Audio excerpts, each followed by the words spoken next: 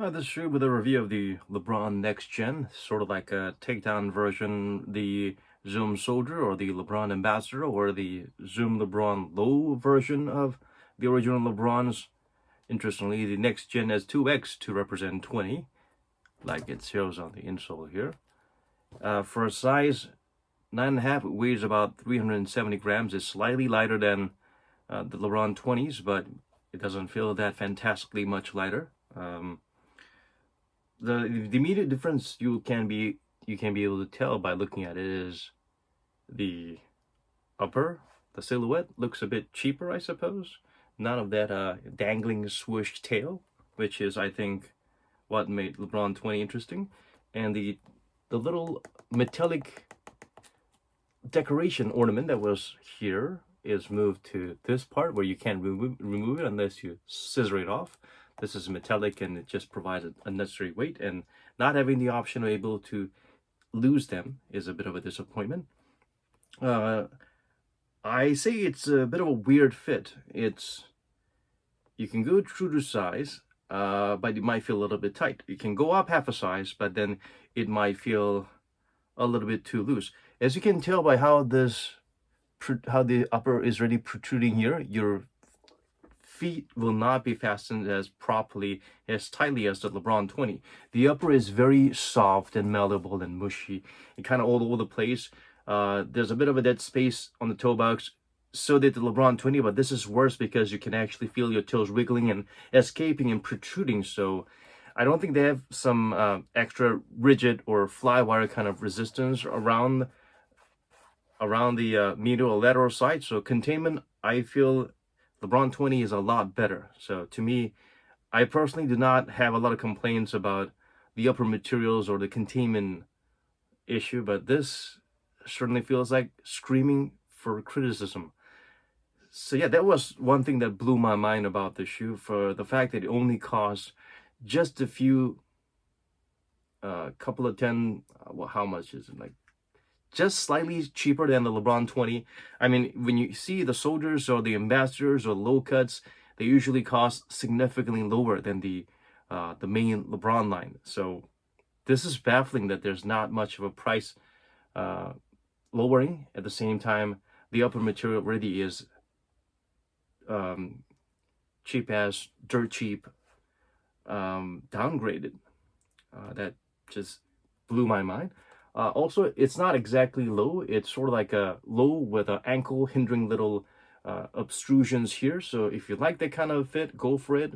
But for me personally, I feel like you might feel this is a little bit irritating. But it's not rigid or, unflexible, so it's not too bad. The heel, I think, is a slight better version than the LeBron 20 in the fact that you feel a little bit less of a room in the heel. It feels like it locks down slightly better than the LeBron 20, but not dramatically, not a dramatic upgrade. What you see here, this is not plastic. There is a bit of a TPU material, just this little line. That's it. So there's not going to be a much hindrance, but at the same time, it's not going to be providing some additional lockdown or stabilization. Already it's got points deducted in the fit area. The heel lockdown is a bit of a plus, but not drastically. The outrigger is strangely nearby the pinky toe area. Usually you see the outriggers working here on the lateral side, but now it's here. You can tell the difference of the material, the thicker rubber here. So it's a little strange, because in the recent KD14s, they had a stabilizer somewhere around this midfoot area, and it actually provided that breakage as you begin to roll. Here, they try to prevent you from rolling, but at the same time, you can see the upper material protruding out. So again, even for anti-inversion ankle rollover prevention, I would give the plus point to LeBron 20 because it has a more prominent outrigger and the upper material doesn't protrude out like that, and it has comparatively better containment than the Next Gen. The tongue is decent, but so was the LeBron 20. So yeah, same old, same old. The outsole pattern is slightly different, similar but slightly different from the LeBron 20.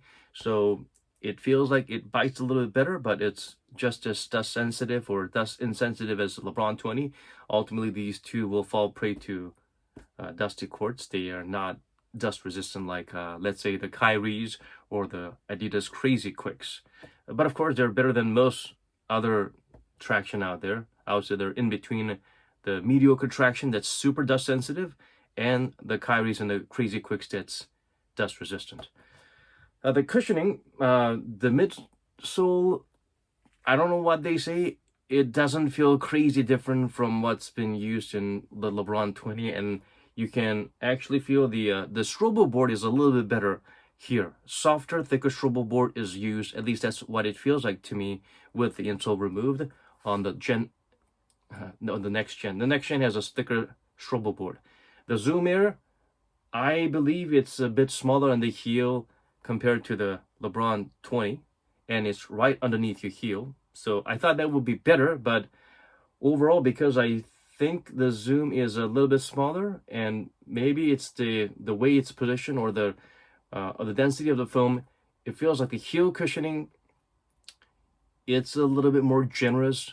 It's a little bit more it's a little better on the LeBron 20. So this feels like run-of-the-mill, decent Zoom cushioning in the heel, but not something that you come to expect from something that provides stronger heel shock absorption and impact protection like the LeBron line. So the LeBron 20 lives up to the legacy of the traditional LeBron series in that respect.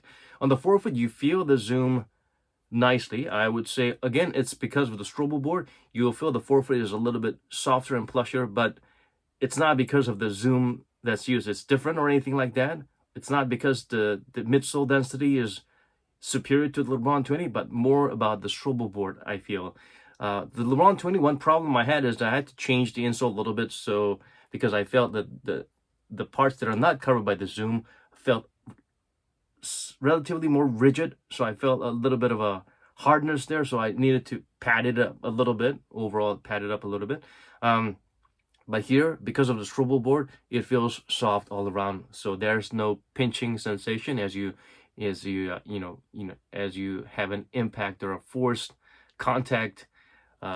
Once much of your force kind of breaking on your toe area, you will feel less of a pain compared to the LeBron 20s. But LeBron 20s, you can get rid of that problem by just getting a slightly different insole. So I feel like the forefoot Zoom, again, it feels like that run-of-the-mill Zoom Air on the forefoot from the 2000s or the 90s.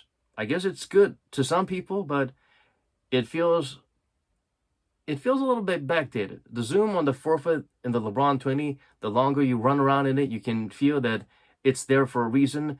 It's there not providing as good of a stepping comfort as the next gen because it is a better performer. So overall, I would personally like to conclude that the LeBron 20 is definitely worth more bang for your bucks because this is not that much cheaper. It's basically, a couple of dollars cheaper than the LeBrons. And I personally feel the design it just screams, I'm cheap. So yeah, the only redeeming thing it has is that it's got a good strobo board. The insole is exactly the same as LeBron 20. It's got a better strobo board than LeBron 20, but it feels like the Zoom Air is a little bit lacking in the heel. It does not feel comparatively lower to the ground than the Zoom 20.